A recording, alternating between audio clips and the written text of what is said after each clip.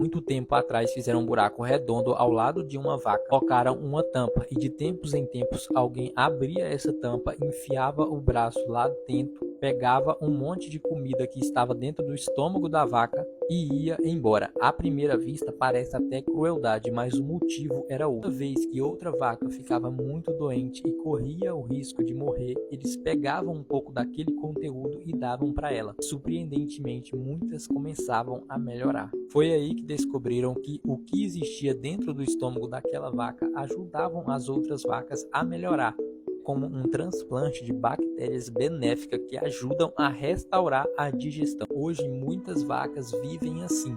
Se você não acredita ou quer ver como que funciona, pesquisa aqui do lado ou ali na lupa lá em cima. Ken Late Carl, você vai ver vários vídeos de vacas reais. Assiste os vídeos lá e já me conta se você já conhecia este método. E já me segue para mais vídeos de curiosidades.